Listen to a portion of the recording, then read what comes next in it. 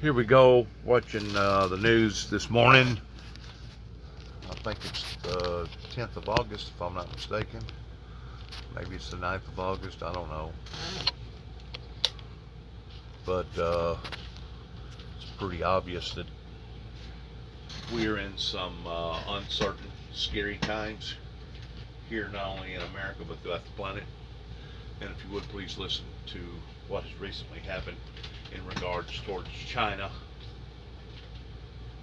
and Nancy Pelosi's visit over to Taiwan. Very strong support for the people of Ukraine and condemning Russia for their invasion. In all of the places that we brought our respect and to listen to what they had to say about how we go forward, security-wise, economic-wise, as well as in the terms of governance. Well, let me just jump in here because was a part of that trip. Yes, and it's only because time is short. I really want to make sure we get into this because there are reasons to take a trip like that. But as you well know, especially with foreign policy, national security, it often comes down to trade-offs and timing.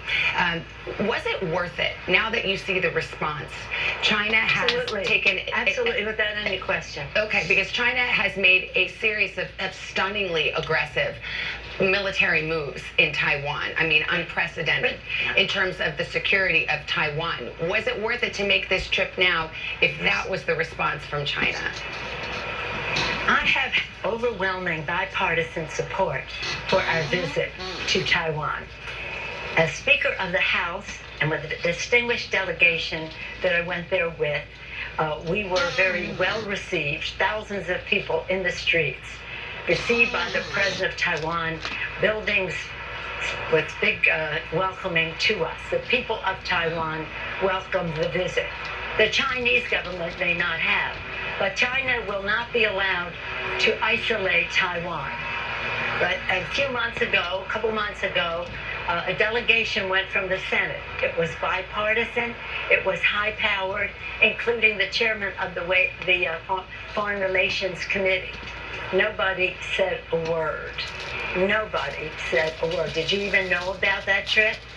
So I'm not going to, again, as a supporter of democracy in China, but this is about democracy in Taiwan.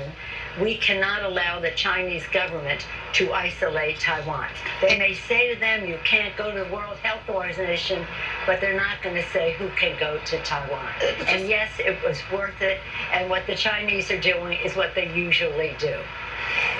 Even if it's on the Chinese, I think the administration is clear that whatever crisis is upon us now, it is the Chinese who are the instigators of this crisis. That said, was it not foreseeable that they would react this way? And on the issue of timing, this comes at the very moment that the Biden administration is trying to work with China to hold off China from rearming Putin in Ukraine. So as you well know, there are multiple levels of chess here. So the question is whether a symbolic trip, important as it may be, in any way undermines some of those other also quite important objectives that the administration has. Well, it may appear to be symbolic to you, but it was very substantial to us, for us to listen to the people in the region about our full agenda, but also not to say we're not going to Taiwan because the Chinese may act up. The president, as is his responsibility, is usually in touch with the Chinese about one thing or another, whether it's climate, and I think we have to work with China on the subject of climate. They have closed dialogue on that since your visit. I guess that's the point. What dialogue were you aware of that they were having on climate?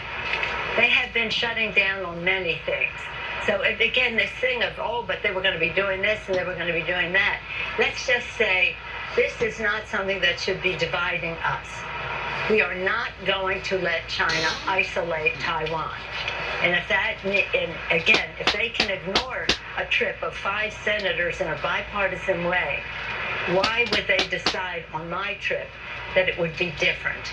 It's only a matter of months. And even about a few weeks before we went, a Republican senator went to Taiwan. So again, there's something wrong with this picture. And I'm used to taking the barbs about the men think it's this or that, but a woman goes, and it's a woman president of Taiwan. We are so proud of her. We want to support her courage. And every place I went, we were invited to go. So it is a question of what they think is important to them, rather than some again, a very strong bipartisan support for the show. Yeah. But you know what? Why don't we just show China that we support Taiwan? It is part of the Taiwan Relations Act. We didn't go there to change our policy. We still support the One China policy. We go there to acknowledge the status quo is what our policy is. There is nothing disruptive about that. It was only about saying China is one of the freest societies in the world. Don't take it from me. That's from Freedom House. Let's talk a little bit. Democracy, courageous people, and it's just, I don't know why it is, except there's some commercial interest who would like to diminish the relationship. But we're very, well, tomorrow we'll have a press conference. They'll hear from my other members about the pride we took in going there, the reception we received, the fact that the Chinese are going to do what they're going to do. And just because the president of Taiwan is a bully, the president of China acts like a bully, has his own insecurities, it doesn't mean that I'm going to have him do the schedule for members of Congress. Members of Congress can show their support for countries and democracies who are our friends. And according to the Taiwan Policy Act, Taiwan is our friend. Speaker Pelosi, we're really out of time. The filibuster exists in the House too, right? Let's really quickly ask you though about midterm politics, if I could, which is, clearly the president has just notched a victory. This bill has passed in the Senate, very delicate. I don't have to tell you about the dance legislatively that took place. Will you ask your members to pass it as is so that this bill can get across the finish line? Yes. Let's start with what it does for kitchen table issues for the American people. Lower health care costs, lower prescription drug costs. This is historic that for the first time, HHS, Secretary of Health and Human Services, we're able to negotiate for lower prescription drug prices, again with the subsidies lowering health care costs. It's remarkable.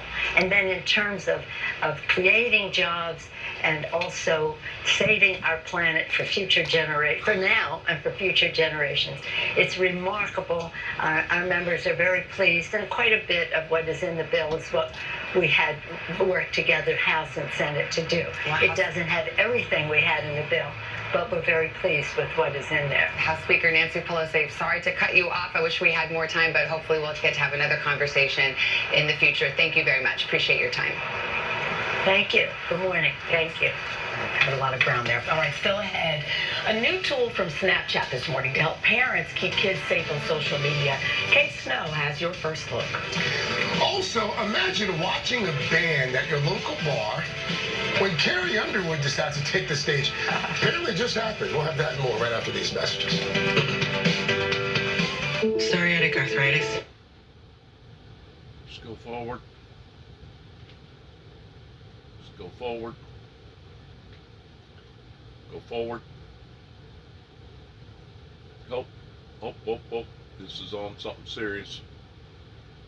Over what the president just done by visiting the members over there of the flood damage in Kentucky. Disaster stronger than we went into it. We got clobbered going in, but we came out stronger. That's the objective here. It's not just to get back to where we were, it's to get back to better than where we were. And we have the wherewithal to do it now with the legislation that's been bipartisanly passed.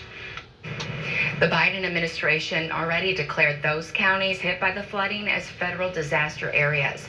That means the federal government will offer financial and other assistance to clean up the debris left behind and to help communities get back on their feet. It is 7:58 on the dot. How's it looking, Trent? Kind of a repeat of yesterday. Not quite as hot as yesterday. Thankfully, we were in the mid-90s then. But it's going to be another day with sunshine this morning, hot and humid, and then some scattered storms coming along later in the day. Right now, things in Paducah off to a sunny start, and 76 our current temperature. Ultimate Doppler showing showers and storms well to our north and west right now. It'll be a little while before that activity develops in our area. Maybe a pop-up as early as noon, but better chances of rain coming along 3, 6 o'clock this evening, and likely a bit of a whole lot better than what it was.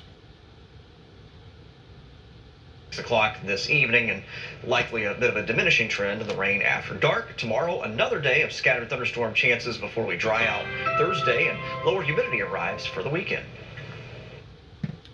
At Edwards and Couch, we know what's at stake for those facing A whole lot more decent temperatures coming down the pike, it looks like, for this area. I don't know what it's going to be like out west or down south of us, but in this area it looks like the temperatures have leveled off and is exceeding from where they was. Like NBC News, the agents were looking for classified. Let's back up just a little bit, see what's going on here. Is in West Palm Beach for us this morning. Carrie, good morning. Savannah, the FBI spent much of Monday right here at Mar-a-Lago. It wasn't until the former president, Mr. Trump, released a statement that his home had been raided that the news was made public that a search warrant had been executed here.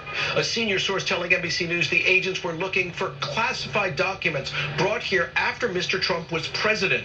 Supporters gathered here saying they believe this all is motivated by politics and a potential campaign run again by Mr. Trump.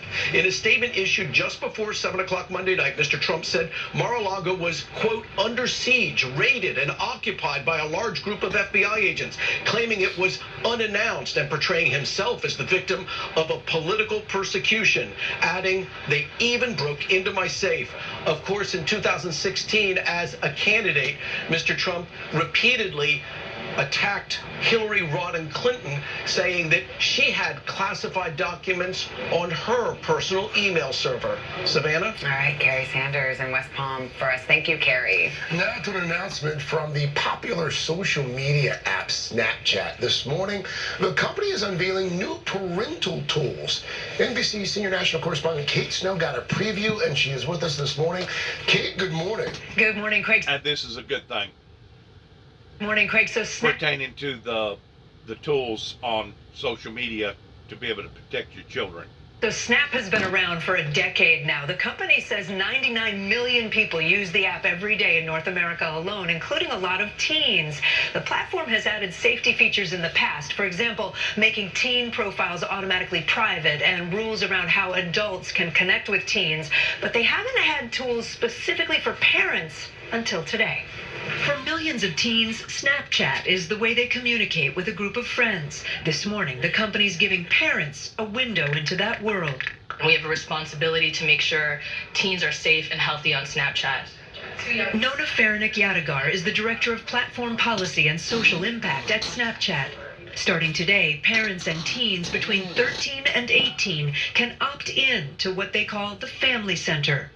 Both the parent and the teen have to opt into this, right? Yeah, the parent immediately gets access to the teen's friends list, the people the teen has communicated with over the last 7 days, and new friends that the teen has made as well. Parents will see the screen names of who their kids are friends with, but not what they're saying to each other. Faranick-Yadigar says it's meant to be like real life. If your teen has friends over in the basement to play video games, you should know who they're down there playing video games with, but you wouldn't be, sitting in the room listening to their conversation. And so we really wanted to balance, parental insight into their teen's life while really preserving autonomy and privacy for the teen themselves. I can imagine some parents saying, well, you're actually giving my teen too much privacy. You're weighing their privacy more than my parental need to see what they're doing. I would disagree with the notion that we're really tilting in one way or the other. And I think what we're really trying to do is bring a real world sensibility into online life. Here you're able to report. If a parent has concerns about someone their teen is connected to, they can report the account, and Snapchat says it will respond quickly. Snapchat says they've been developing these new tools for more than a year, consulting with parents and safety groups like Protect Young Eyes. Chris McKenna is the founder and dad of 4.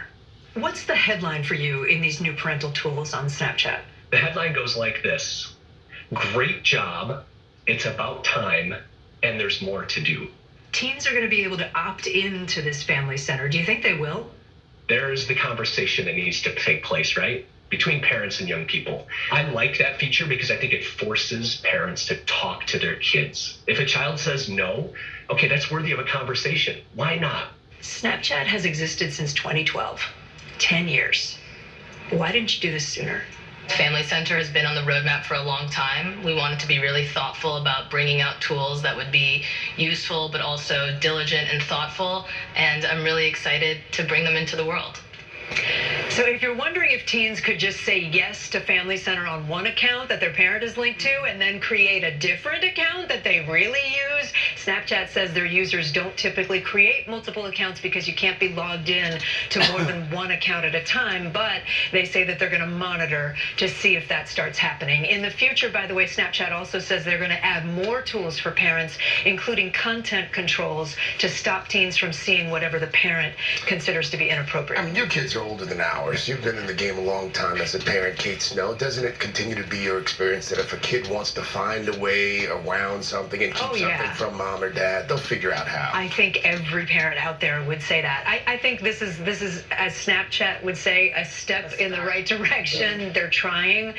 They are one of the last of the social media apps to do parental control. And we're saying teens. I have a middle schooler. I have a 7th grader, and all the kids are on it. I mean, so it starts 6th grade. It starts early. You're supposed to be 13 to get on it, but realistically, a lot of kids are younger than that. Middle schoolers are. Kate, thank you. Kate. Thank you so much for that. All right, that's the news now. And I want to weigh in on what they're talking about there pertaining to our children that are vulnerable to begin with, but because you're talking about very, very young minds, you're talking about people that has not yet been fully developed, and these particular social media platforms that they get on can be very, very influential towards steering them away from the things that the parents felt like that the child needed to steer away from. And to be quite honest with you, that's one of the reasons why that I say what I say sometimes about the computer and social media platform, that it come on board, you know, in the, basically in the 80s. What was it? Windows 2, Windows 1, Windows 2, all these other different types of reaching out to different services, communication wise. It come on board towards basically being one of the greatest gifts beyond the existence of toilet paper. I'm going to use that for an example. All right. In other words, it come on strong towards this is good, this is good, this is good. Well, now we're figuring out that the very things that we thought was good, that really started multiplying in the 90s, and of course we went through the 2000s with 9/11, and now we're where we're at today with all this social media platform stuff that's basically held in people's hands. It's turning out to be a Trojan horse. A matter of fact, I just got off a conversation with my son yesterday that had been transferred to a different area because he was having problems with labor issues down in Memphis, Tennessee. Come to find out, he's got just as many labor issues in the area that he went to, which is a complete different state, than he had whenever he was in Memphis, Tennessee. And I asked him, I said, well, what's causing this? He said, the internet, the smartphone technology. He said, everybody has become lazy. And he said, people rather stay on their phones and be locked up into their room somewhere than be out here working. He said, it has caused a dilemma in the workforce. And I said, well, you know, don't feel like the Lone Ranger, because the way I understand it, there was a big dilemma this weekend with the airline aviation flight pilot plans this week pertaining to people wanting to go places and having their airlines either delayed or transferred over to another area. I said, this chaos that you're talking about in your labor force area isn't just in your labor force area, but it's across the board. It's across the board, and now they have done a great deal of research and understanding that a lot of this child suicide is related around cyberbullying of children that cannot let the phone down, and they get bullied in school while they're in school, and then whenever they go home they get bullied, and it's just too much information for them, and they can't handle the peer pressures. They can't handle it. And I personally believe that there should have been restrictions on the internet whenever it first come out, especially whenever you're talking about being able to type in or just say to Google porn sex, and I guarantee you it'll come up with, from A to Z, every type of porn sex that you can think of. You can type in porn bicycle sex, and it'll have porn bicycle sex. You can type in porn live dancing sex, and it'll come up towards people having sex on dance floors in other countries. Nude beaches pertaining to sex. Sex pertaining to being on party boats. It'll come up with that. I guess if you wanted to type it up, sex on top of somebody's house, you could probably get that too. House porn sex, or airplane porn sex, or just about anything that you can think of. Probably hospital sex. I don't know. But you can type in or ask Google to go to that app, and I promise you, I guarantee you, unless you've got some sort of a blocker on your phone, you can go to any immoral sexual activity that you want to go to. Not only can you go to that, but you can type in homosexual sex and it'll go to that. You can type in lesbian sex, it'll go to that. You can type in live beheadings over in the Middle East, it'll go to that. The internet has went way beyond the principles of what we was already struggling with here in America towards contamination.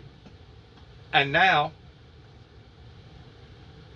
the world, the prince of this world, the Luciferian Lucifer, has weaponized it to the point that now it's not just infecting the adult society, but now it's infecting the children's society. And whenever you have that going on, my friends, you are asking for the very wrath of God.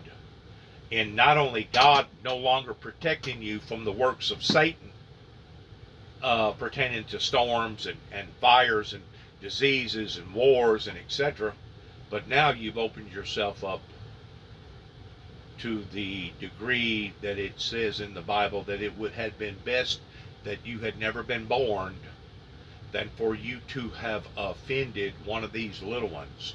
Once it reaches that state, you're walking off into the same state of Sodom and Gomorrah. You're walking off into the same state of the old world whenever God spoke to Noah to build a boat that he was fixing to destroy them all. That's the state that we're walking off into, and have walked off into now for several years.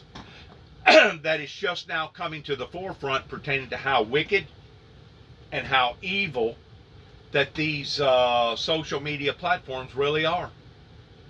You know, it used to be that you had to pay, I think whenever it first come out, Hustler and Playboy, you had to pay like $2.50 for a book, a Playboy book or a Hustler book, you know, to deal with hardcore porn. Today, I guess if you bought a book, it'd probably be in the neighborhood of $14, $15, maybe $16 a book.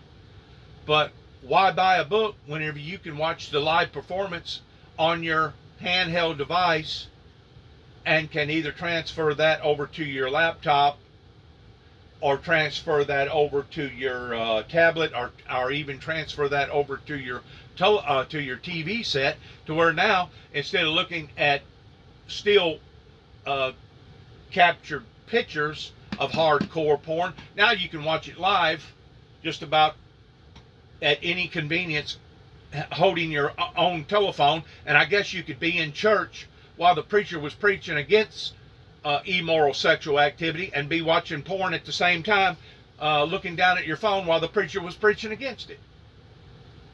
So you can't tell me that this has not become an oxymoron.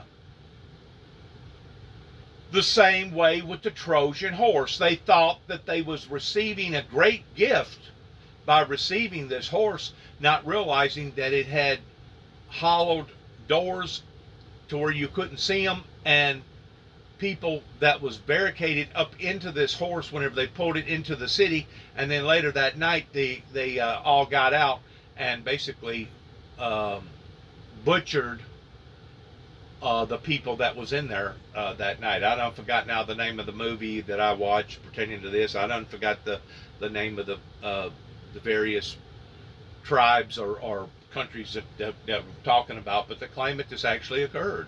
And I don't doubt it. I don't doubt it, not one bit, because, you know, whenever we get to looking at what we're dealing with right now pertaining to all the school violence, all the suicides, all the overdoses, all our jails being full, all the disrespect coming from a society, a generation of millennials and below, we have no one to blame. The adults have no one to blame but their own selves for this. They have no one to blame but their own selves, because we was not smart enough or quick enough to identify the enemy that was coming in from within. In other words, the wolf is no longer, or the fox is no longer at the gate of the hen house. Now he's actually in the hen house, and while he's in the hen house, he's contaminating minds, he's contaminating hearts, he's getting people hooked on immoral sexual activity pertaining to porn, and it's causing divorces, it's causing all kinds of problems in people's lives. They claim that the divorce rate has really intensified tremendously just within the past 5 to 10 years because of social media platform. Because a couple that really thought that they was in love with one another towards being faithful to each other, now he finds out that she's hooked on porn, or she finds out that he's hooked on porn, or she's got more of an appetite towards wanting to watch lesbian porn versus him having more of an appetite towards wanting to watch homosexual porn, and it's just created a ripple of horrifying events in people's lives.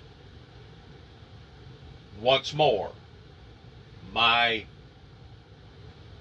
plan of action towards bringing it to the fault of the feet of those who was in power, pertaining to our politicians, pertaining to the professional people, pertaining to the experts, pertaining to our teachers, pertaining to our preachers.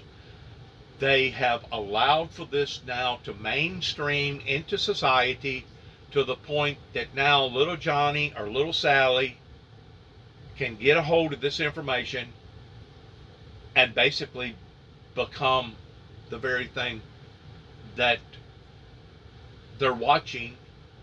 Because if you watch enough of it on a day-to-day level and you become addicted to it, and you can become addicted to porn just like you can become addicted to drugs, or addicted to alcohol, or addicted to being lazy, or addicted to being this way, or addicted to being that way. It's all the works of the devil. And right now Satan, the demonic Luciferian Lucifer, the prince of this world, is running wild with these situations.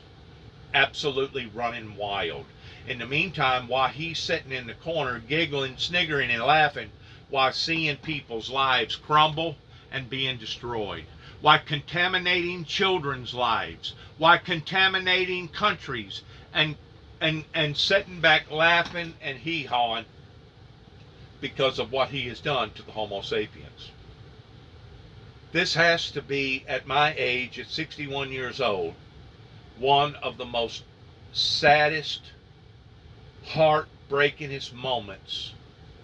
And if you'll combine that with what happened January 6th, on top of what recently happened yesterday, whenever the FBI went in and raided Donald Trump's home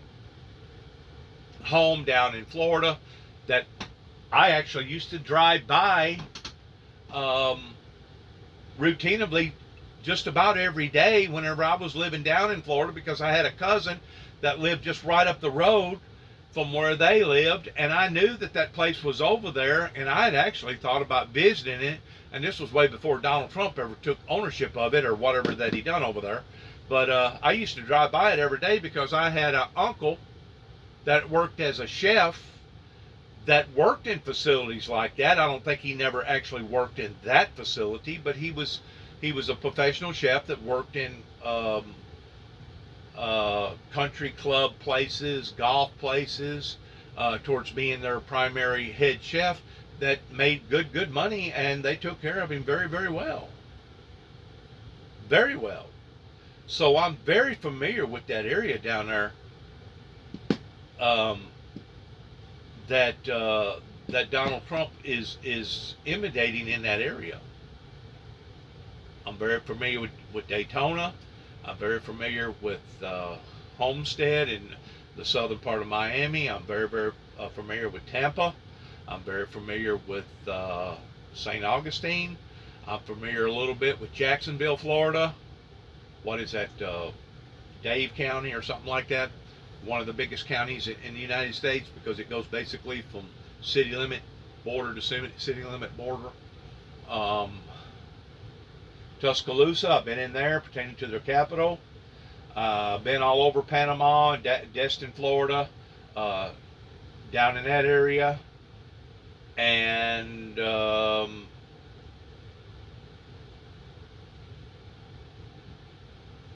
I guess that would be the extent of it, other than visiting from time to time, like going down to Cocoa Beach or trying to watch one of the space shuttles go off, or going down to the Keys. I think I've been to the Keys now 3 or 4 times in my life. The Keys has turned into a very, very ugly place. It was in 1979 whenever I was living in Tampa, Florida, where a company set me up at towards building an 8-story hospital that's still there, the big Tampa hospital. I think it's 8 stories. It may be more than that. They may have added to it too. But I was actually one of the connectors on that job before me and this dude wound up getting into a rumble over a classic adventurous nighttime horror that was leading both of us on, and I was the one basically that got lucky towards being the better man. And because we was going to have a fight on the building up high on a beam that was probably 6 or 8 stories high, which wouldn't have been a smart thing at all for either one of us to got involved in, I basically got canned. Me and him both got canned. He was from Nashville, Tennessee. Seemed like his name was Dennis Brown or something like that. Since then I hadn't seen him, spoke to him, or been around him. Don't want to be around nobody like that. But basically that's whenever I cut tail, come back to Tennessee, and got hooked up with another ironworking outfit working towards putting up an extension on the A.O. Smith building in Milan, Tennessee, that was like 1,000 yards long, or 1,000 feet long, versus about 225 feet wide, putting up steel. And that's whenever I wound up falling August 11th in 1979, breaking both legs, crushing both ankles in about 25 pieces apiece, crushing 3 lower part of my vertebrae because I landed on my feet, ruptured 2 discs, broke both arms, laid in the hospital 6 weeks, 3 days in Madison County, Jackson General Hospital. That was in 1979. That basically ended that career towards me being a high-rise builder towards going way above the ground in regards towards being a commercialized construction worker. Took me about 4 or 5 years to regain my ability to be able to walk and not, I had to learn to walk all over again. It took me a while to learn how to get back and going again. And then about 4 or 5 years after that, I pursued a different occupation that I stuck with for about 35 years that I feel like that under the circumstances of breaking both legs and crushing both ankles and damaging my vertebrae in my back and breaking both arms, under the circumstances, I feel like that I done pretty good because I was no longer dependent on the Social Security Disability Association towards keeping me alive. I was dependent upon myself. Not only was I dependent upon myself, but I also helped one lady with one child by the name of Brian. Her name was Diane. She used to be a Beasley. Her father and mother, which are passed now, Lucy and I think I don't remember her father's name. I ought to remember it, but I don't remember it offhand. But anyways, I think that they are no longer with us. But anyways, I stayed with her approximately 1.5 to 2 years. That relationship fell apart because I found out that she had a steady relationship with one of her high school PE teachers, of all people, to have a relationship with that basically costed her her first marriage, but also costed her her second marriage, especially after I found a cassette tape of a full confession of that in which what she had been doing, convincing me that she was going out of town for the girls' night out. I fell for that lie, and then whenever it was too late, it was too late. But I also helped another woman raise her children, her 2 children, a boy and a girl. The boy was already, I'd give or take, about 10 or 12 whenever I come into this lady's life. The young girl was only 5 or 6 years old, and I basically helped her raise both of them children before she basically done the same thing towards having a relationship on the side and not being faithful to the marriage, to the degree that in 2005, whenever I stood back up for God and stood back up for the ministry, that's whenever she took a dive and bailed on me. And since then, I haven't been around no other women, and my gate don't go open towards being with women and men, or men period. So basically, my hot water got cut off to a cold drip ever since 2005.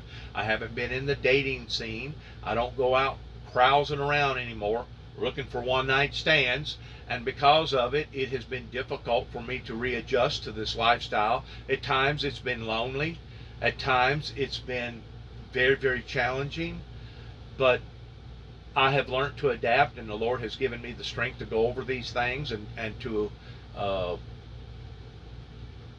become what I am today towards a very, very changed man that's fully devoted to the Lord Jesus Christ and the ministry that He's called me into.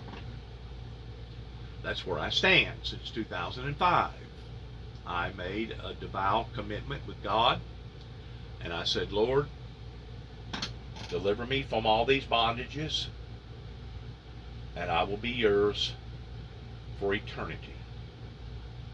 Not just on a weekend spree, not just going to church on Sunday and being caught up by the Holy Spirit and then 3 days later dropping it, but I've been in tune now with the Holy Father, the Son, and the Holy Spirit since 2005.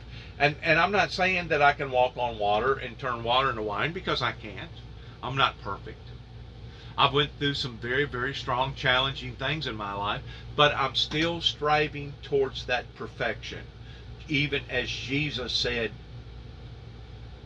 to be even as your heavenly Father is, which is in heaven. In other words, every day is another new beginning. Every day is another cycle. Every day is another chance to grasp, to learn, to elevate in maturity. Another day to be closer to God and to be that in which what He desires for me to be, rather than be that in which what I desire for me to be in myself. So I wasn't planning on saying all that, but I've said it. I've been down to Florida probably a dozen different times or more, and my favorite spot in living in anywhere would be St. Augustine, Florida, living on Anastasia Island for almost a year while doing auto body work for a dealership there in St. Augustine, Jack Wilson Chevrolet Garage. Loved St. Augustine. St. Augustine is very quaint. It holds a great deal of historical value pertaining to the Spanish Revolution, whenever the Spaniards first come into that area, towards basically creating more than just a pilgrimage, but actually creating an established, recognizable law enforcement entity that is considered to be older than even Plymouth Rock by about 40 years. That they had already come into that area and had forts and had courts and was doing things basically as they was doing overseas. I don't know where. I'm pretty sure they probably got all that over there in England and the UK, and that's basically where the first beginnings of our judicial system began, and we inherited that whenever so many people come over here towards pursuing the same type of procedures. Let's listen to some more of this. I'm sorry that I got tied up in all that. I wasn't planning on saying all that, but let's listen to some more of this pertaining to today. And I think it's time for a boost. Okay, let's do it. And it's a cutie, a woman in Paris on her birthday. But anyways, we should pay very close attention to our children, and these apps that they're coming out with, these safety apps, are in fact welcomed after all these people that have went through what they've went through. And like I said, you can become just as infected, you can become just as addicted on porn sex as you do being lazy, or being a spendthrift, or somebody being a workaholic, or somebody that's on drugs, or somebody that's on alcohol, or somebody that's not nothing more than a low down, no good for nothing thief, or a liar. These are all entities that a human being can get addicted to. And just as the sign that my brother and I posted on the front of this building before we ever even got the building built good, pertaining to the 3 H's, habits, hang-ups, and heartaches, that out of those 3, it can absolutely devastate or destroy a human being's life, regardless whether it's habits can kill you, hang-ups towards something happening in your life, towards not getting over it, versus heartaches, being torn, being lied to, being taken advantage of, being betrayed.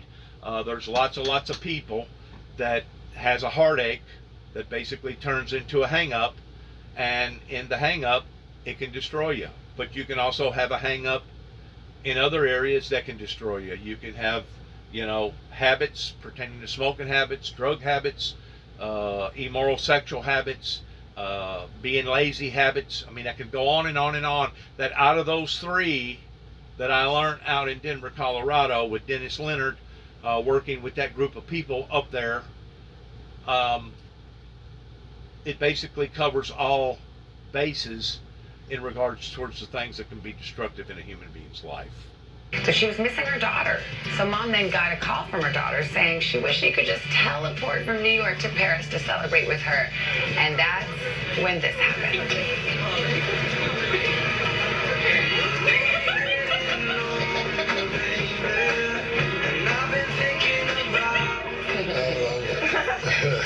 Guys teleporting, it works. No, isn't it the cutest? She was so delighted to see her sweet daughter.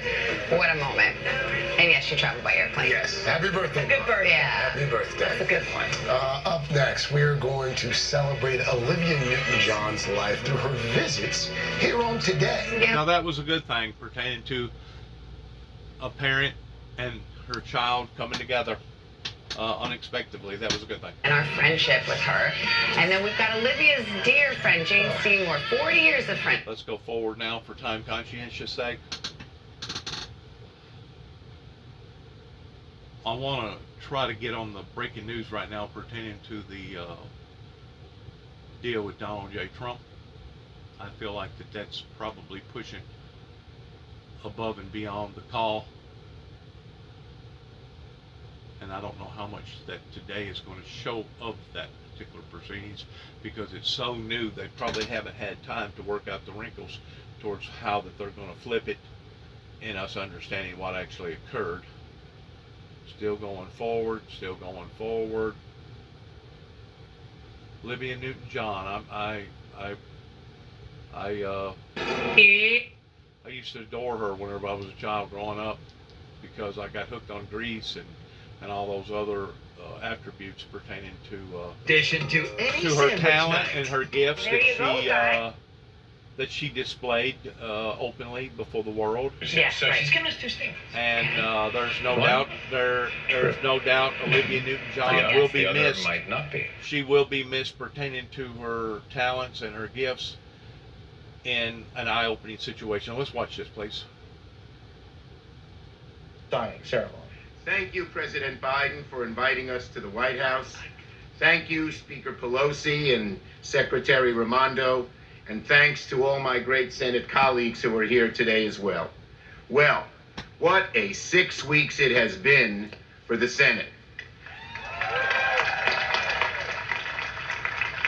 And as that ceremony gets underway, you see the leaders celebrating these last 6 weeks of their accomplishments on Capitol Hill.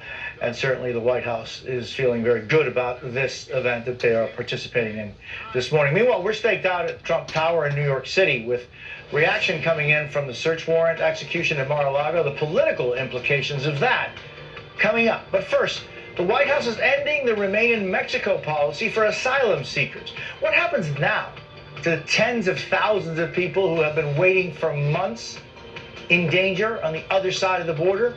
The answer to that next. You're watching Jose Diaz-Balart Reports.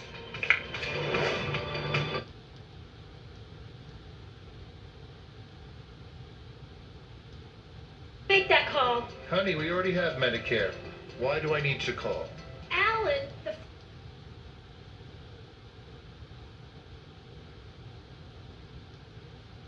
Across the 93 days of summer, where worship isn't offered to the sun, but okay. Let's go backwards. Eyes and sandals. C-SPAN probably ain't covering the president. Because, you know, in these campaigns, you hear a lot of. Let's go to this one. Public affairs. Orange chips. Here we go.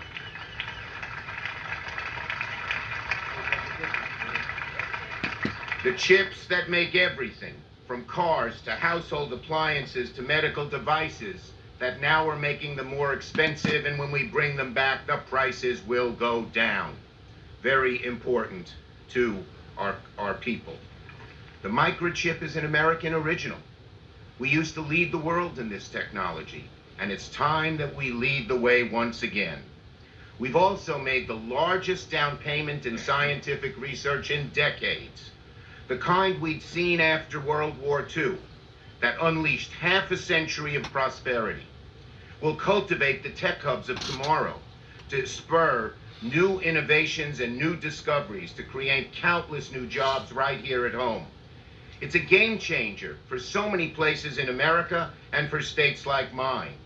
Places like Albany and Syracuse and Rochester and Buffalo, where Mr. Aviv is from, you'll hear from him, in Long Island, have long had the workforce, long had the ingenuity, long had the shovel-ready sites. But with the CHIPS and Science Act, we can finally have the jobs too. And that's true for all of America as well as New York. It's been a remarkable time for the Senate these last 6 weeks. It started last year, of course, when we passed the first infrastructure law in years. And in the last 6 weeks alone, we passed not only CHIPS and Science, but also veterans health care, gun safety, NATO, and now... Now, the very thing that I just was talking about towards the Trojan horse, is one of the very things that they're discussing right now towards even enhancing and making it more available to the world, towards ushering in this market in the very thing that we used to be predominant in, that now we have allowed for other countries to exceed over our well-being and benefit. I just pray to God that we're smart enough in this next generation that we will put up those barriers. We will put up those safety guards to the point that the children look at what the children are supposed to be looking at, because children deserve to be children until they do become adults. And then after they become adult, if they want to view that type of material, if they want to live that type of lifestyle, that will be up to them. That's one of the reasons why so many people kick up about what they're teaching in school right now, towards if you want to be a girl even though you're a boy, it's okay. If you want to be a girl or a boy even though you're a girl, or vice versa, that they actually are pushing this agenda off on children to the point that it's mixing them up, it's confusing them, and they don't know whether or not they're on this side or that side, or whether or not they want to be one or the other, or stay the same, or be both. All these are very, very contradictory moments against the Holy Father, that are allowing for the works of Satan to contaminate and enter into our children's minds and into our children's hearts. Which, once more, what does the Bible teach us about those things? It said that it would have been better if you had never been born than for you to offend or harm one of these little ones. That's the state that we're walking off into, and that was the very state that Sodom and Gomorrah had already entered into, and also the state that the inhabitants here upon the planet had to suffer tremendously over a great flood during the era of Noah. Once you go into the state of destroying children's lives and the homosexual activity that is now looked upon by a lot of people towards it being normal or better than being heterosexual, then you walk into the state of severe consequences coming from the heavens above. Those consequences can either happen directly or indirectly. It can happen indirectly by God the Father no longer protecting that group or that community or that nation. It can either happen on an independent level, or it can happen on a massive level towards God just basically throwing you to the wolves and saying, okay, if you're going to be that way, let the devil do with you as he wish. Or it can actually intervene to the point that God himself will come back, as it speaks of in Revelations, towards destroying those who are destroying the planet. And I keep telling people again and again and again how crucial that these moments are that we're living as a Christian society here upon the planet. And I keep, waving the flag, waving the banner, blowing the trumpet as being the watchman on the wall, saying, careful, careful, careful, danger, danger, danger, kind of like the movie years ago with the robot and Will Rogers. And it appears that the things that I'm talking about are not being either accepted or supported. So because of it, we're steadily watching this great nation slide backwards. And once we're sliding backwards or down, I'm just afraid once we get down to the bottom of it towards how ugly that it's actually going to become. And that may be coming quicker than what we think, pertaining to the ordeal with China, the ordeal with Russia, the ordeal that now they have discovered polio again here in America, the ordeal with monkeypox, and all the other stuff that's occurring that are instabilities in the world. Well, with yours. I don't know what they did with it, but I can do without it. Thank you.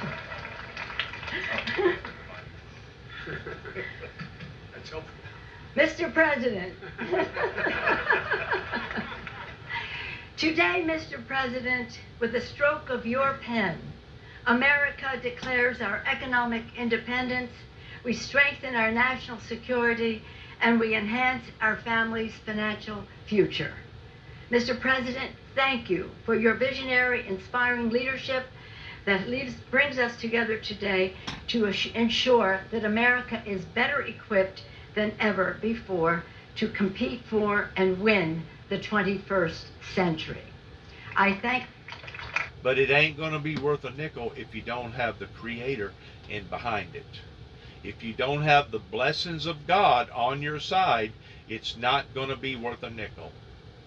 As I put out a message just as of last night, we will be as a dog chasing after its tail, moving but never going nowhere, if we don't put the Lord Jesus Christ in our communities and in our lives and in our nation. We're going to get off of that now, and we're going to go back to this channel and see what's coming about on this. Search at Mar-a-Lago. How it could affect the midterms and the next presidential race. You're watching Jose Diaz-Balart report. Like I said a while ago, I used to go by this quite frequently, and it is from the road without going into the gates. You can tell that it's a very, very ritzy place, kind of like a private club thing. Of course, they got these all over down there in Florida. Maybe not quite this nice, but they may have some that's even nicer. But this was one of them that my cousin was living in at the time, and I'm very familiar with the geographics and the real estate and the atmosphere towards what it looks like. It's for the wealthy. It's for the rich. Mar-a-Lago.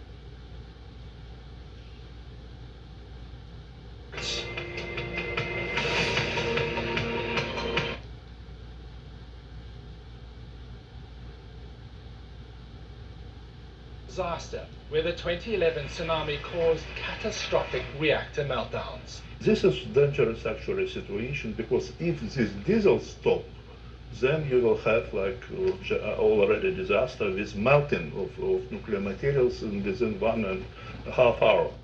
Back in March, Russian forces demonstrated their level of concern for nuclear safety as they took control of Zaporizhia. Ukrainians say 1,000 technicians are still held hostage. And as the war grinds on, the threat to the plant and Ukraine's energy security continues. Ukrainian officials now believe Russia is trying to connect the plant to its own grid, attempting to cut off the country that they are determined to conquer. Now, all of those Ukrainian officials and workers are in there working under terrible conditions. The head of the nuclear power company here saying that they have been beaten up, some of them harassed, afraid for their lives. At least one person was killed in that round of rockets and shelling in the last few days. It's a very tenuous position for them, their families who don't know exactly what's going on, and the nation at whole that could, at best potentially, lose a whole important section of their power grid stability. And at worst, of course, there is this threat of the unthinkable, of a nuclear meltdown, or at very least some kind of radiation leak because of the pressure they are under and the fighting in that region. Paula? Yeah, we've heard so many warnings about this, David. Just in the time that we have left, is it fair to say that the people there right now are essentially being held hostage in those nuclear plants? And when we talk about a Fukushima-sized nuclear incident here, is that plausible in terms of what we're being told? It is plausible if a series of events happens. The first thing that would need to happen is the primary power source of that nuclear site to go down. That would be the electrical grid from Ukraine.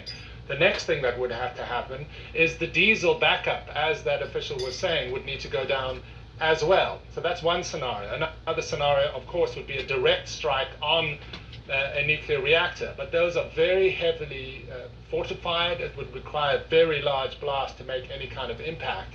There's also another scenario, which is just because of the pressure and the fact that, as they've been saying, that the employees there should be putting all their efforts into nuclear safety as they normally would, but they're fearing for their lives. There is the possibility of a lower level accident that requires them or others to be moved out of that area in the middle of a war zone. Paula? Yeah, so many troubling aspects you pick up there for us, and I'm happy you walked us through it, because obviously it's been a concern for several months and acute danger right now again. David McKenzie for us live from Kyiv. Appreciate it. Now, coming up after a break, a CNN exclusive. Our Nick Payton Walsh witnesses Haiti's brutal gang violence from inside an armored vehicle. We are live in the Haitian capital.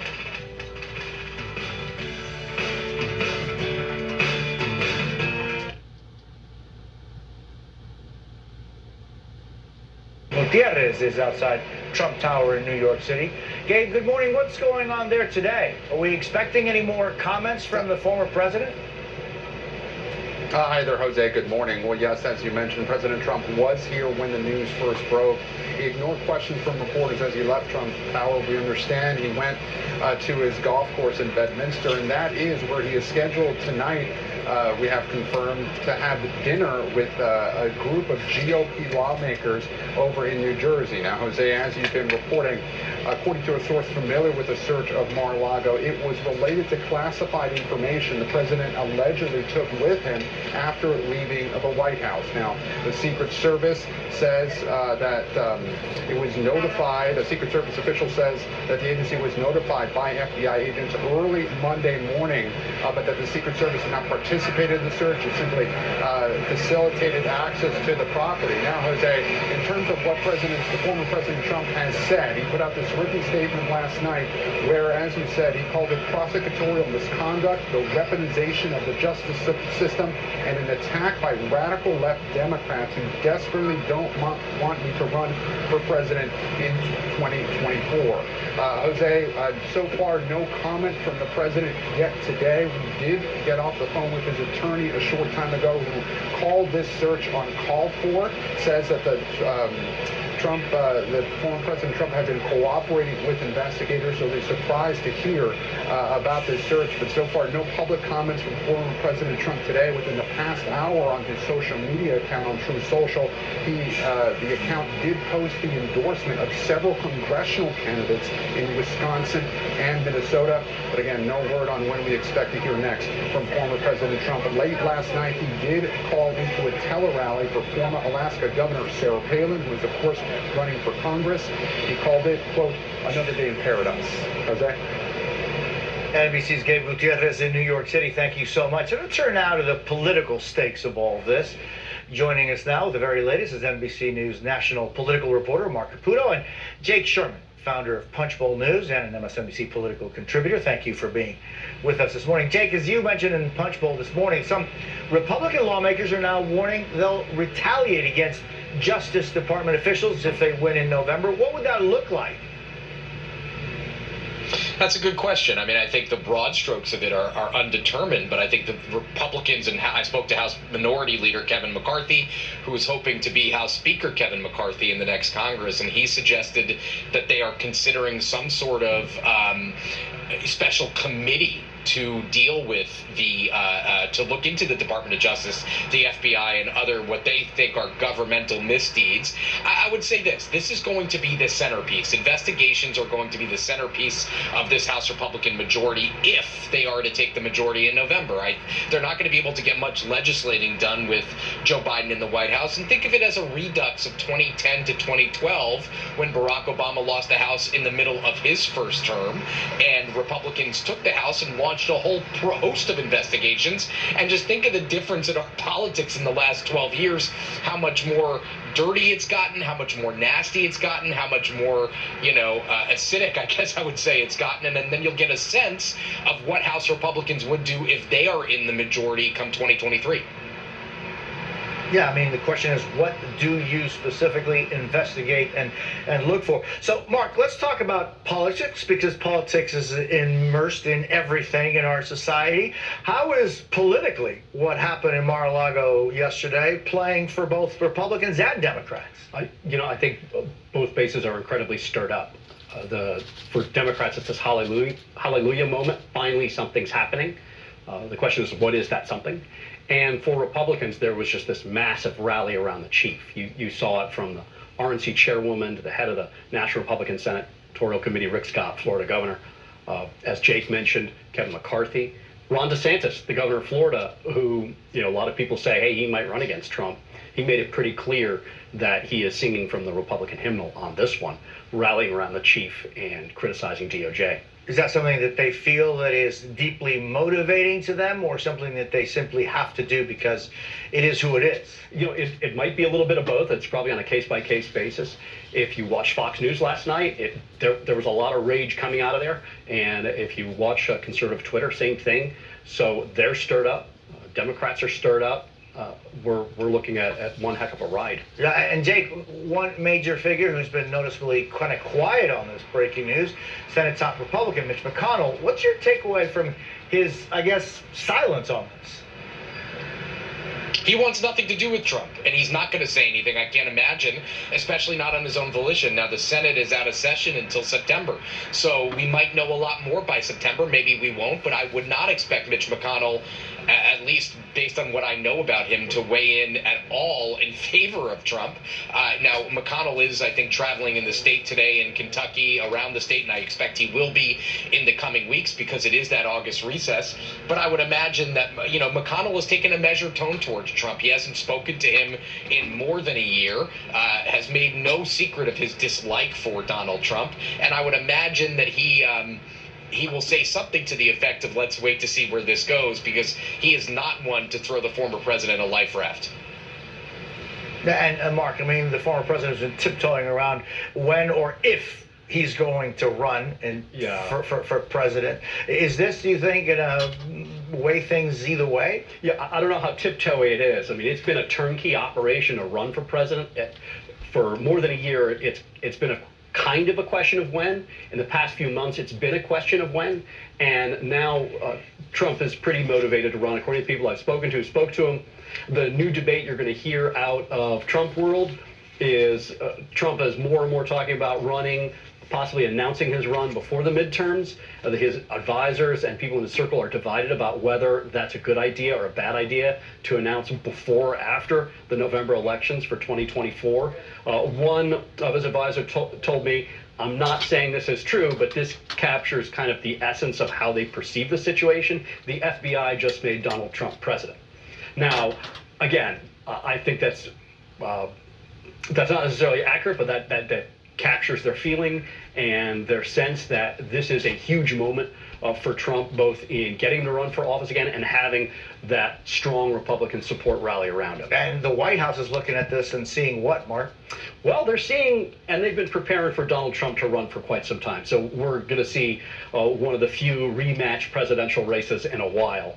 If you talk to advisors and Democrats who know what they're talking about on the national level, they'll say that Joe Biden's best potential opponent is Donald Trump. So to a certain degree, if both men actually do want to run against each other, this is sort of a win-win for them. Not sure the country wins in this because of just the amount of rage and uncertainty that we're seeing. Yeah, Jake, I'm just wondering your thoughts on that. The White House is looking at this and saying, this is an interesting chip in a very complicated game of poker. Yeah, and I'd also say that this kind of steps on the White House's message. They've had their first good kind of 6-week period in a long time. They passed this big reconciliation bill. They have this CHIPS bill they're signing today. They've had a string of incredible victories, which everybody has kind of documented over the last couple of days. And now everything that anybody is talking about is this a raid at Mar-a-Lago. So I think this is not a welcome development for the White House. And I think I would imagine in the next couple days the president might be asked about it. The Department of Justice, FBI might respond to it. So again, kind of steps in their message a little bit. Jake Sherman and Mark Caputo, I thank you both for being with us this morning. Appreciate your time. Up next, it's primary day in 4 states, including one of the consequential background and battleground states. How the Trump news is playing out in Wisconsin. You're watching Jose Diaz-Balart Reports. I want to thank you for your time. Thank you for your patience. Thank you for your prayers. Good luck to each and every one of us. God bless America. God bless America's endeavors. And good luck to each and every one of us towards the unfolding events that continue to be poured out of the instability of the American way of life, in addition to the events that's happening with natural catastrophes, with also the events that's happening in Ukraine, and also the events that's happening now over in Taiwan pertaining to Japan, and also the events that's happening in Iran pertaining to nuclear possibly armament, and over in the Middle East pertaining to the Holy Land, the Gaza Strip recently being attacked.